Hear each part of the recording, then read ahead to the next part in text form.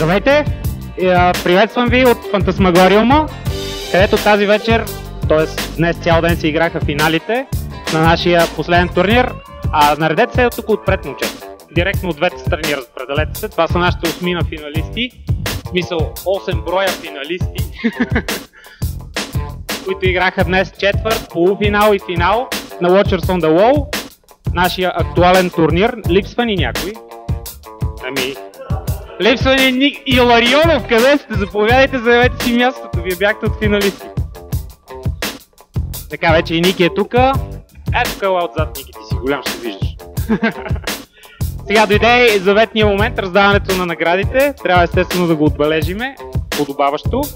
И ще започна днес отзад напред. Играха се два турнира. Имахме един по-малък турнир, който беше паралелен за всички, които дойдоха и се забавляваха.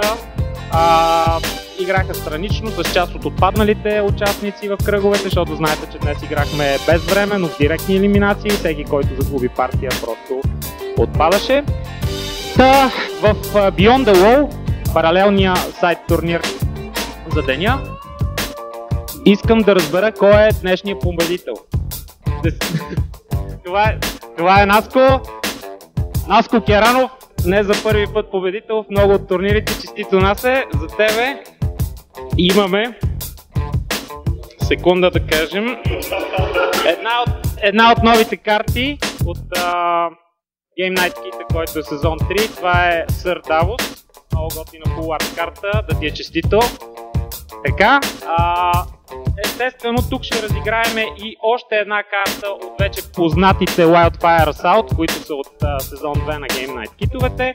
Много от вас я имат, но тя все още си е така хубава и ценна, може да я ползвате за трейд, ако ви се стари какво ли не. Така че, Васи ли е човека, който я спечели? Ние вече сме изтеглили.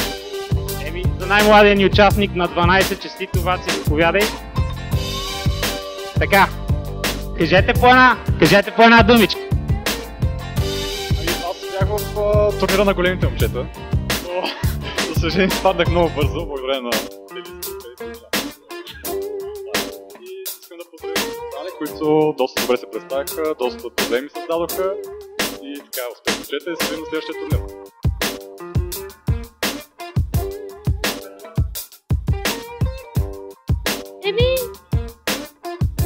Нямам думи.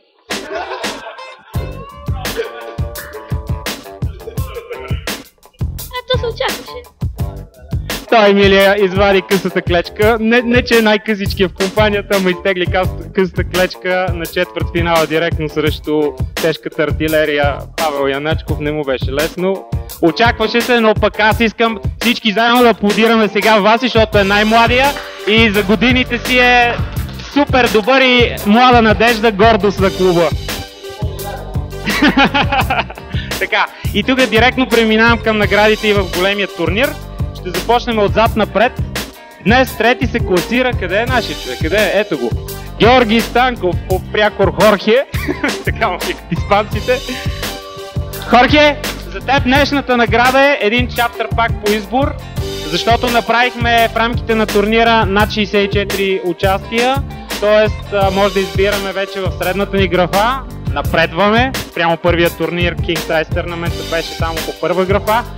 Вече имаме все повече и по-хубави награди за вас. Така че, Хорке, сега ли ще си избереш чаптър пак? Добре, какво ще кажеш на твоите фенове и фенки, разбира? Ами да се надяваме, че следващото турнир сме по трета графа. Добре, това беше от Гошето. Моля аплодисменти за Георги. Трето място. И той имаше нелеки битки. На второ място днес се класира Делийски. Честито, един от новите играчи за първи път на турнир при нас, но за сметка на това директно се изстреля в челната тройка. Делийски, за тебе една карта на Бейлон Грейджой. Заповядай. Много е ценна, пази си я. Така, ти ще ни кажеш няколко думи. Вълци без атачмент кейс. Добре, те са не много словни и в този момент аплодисменти за Делийски, всички, айде! И естествено, тук не знам дали ще искате да аплодирате или ще искате да го убиете на място, но нашия шампион Павел Яначков, който в целия шампионат майче има само една загуба срещу Наско, да кажа все пак.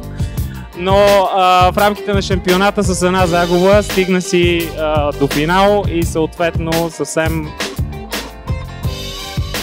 максимум точки, максимум всичко, което може да се сетиш, съвсем оправдано е на първо място. Съответно, Павката печели днес голямата ни награда, този прекрасен плеймат на Ланистър. Не играе Ланистър, но не се знае какво ще стане. Но Ланистър пък си плащат дълговете. Той все пак е нашия Старк. Аз нали съм като Тъли, банермен на Старките. Добре, Павка, кажи и ти нещо за финал. Мерси много за прекрасните игри, прекрасната лига. Искам да поздравя вас и за сърбната игра. Следващия път с Валар. И да му се извиня, че срещу него изсипах 7 карти сетъп. Да благодаря също така на Делийски, който не очакваше, че ще стигне до мен и си махна бастардите. И все пак да му благодаря още веднъж, че успя да махне Таргерените, които бяха дошли с всички атачни кейти.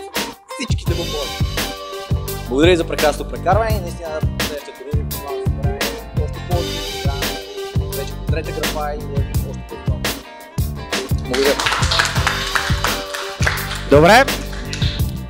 Аз тук е момента да спомена, че и Павката печели естествено един фрибай или служебна победа в рамките на националния шампионат, който ще се проведе през април месец.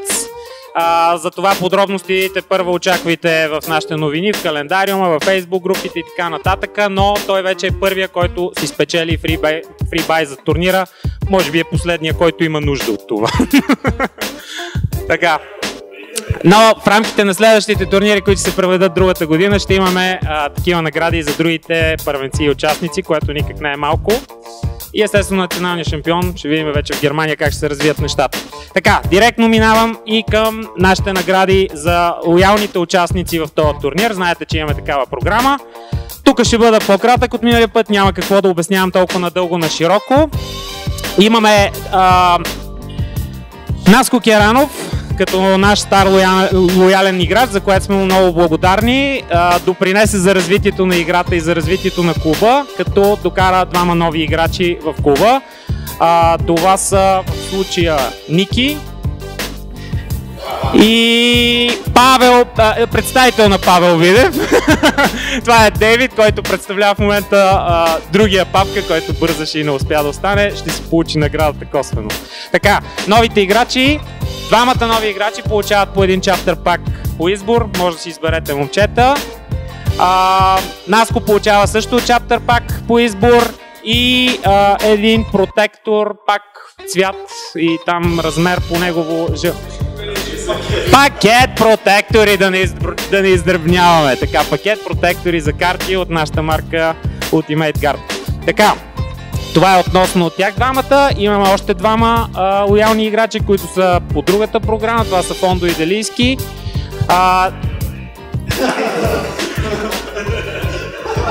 Фондо, който живее в фондови жилища, се казва Християн Самодов. Християн Самодов за новините, да е ясно, ако излезне там, отдолу ще е с субтитри. Се чува Християн Самодов. То май само майка му така му вика, нали? И може и тя да не е, нали? Няма значение.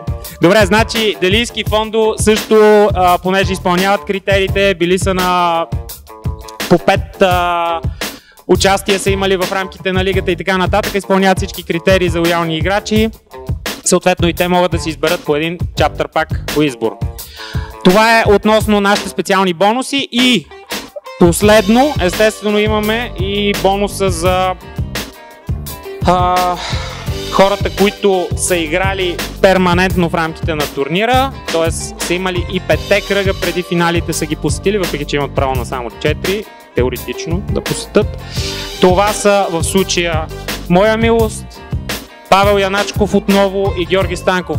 Може би екипа ни по обясними причини, но в случая те са били тук като играчи, не толкова като организатори, а пък и като организатори, мисля, че трябва да им благодарите много за за всичко, което направиха за вас, за цялата организация, защото за да се случват тия турнири, в общи линии има доста работа в бекграунда, вие не я виждате всичките, но момчетата доста се постараха. Аплодисменти за Павката, Георги и за моя милост, ако решите. И те могат да си изберат, всеки един от тях може да си избере съответно Sir Davos или Wildfire Assault карта. Това е за наградата ни, бонуса за постоянство, защото са присъствали на 5-те кръга. Извинявай, ти също си участвал на всички кръгове.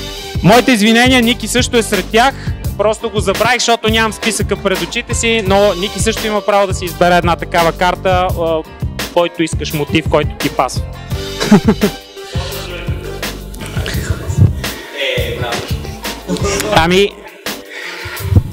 За днес това беше от нас. Благодаря ви, че бяхте тук, че играхте и до нови срещи на новите турнири. Чао от Фантасмагориума!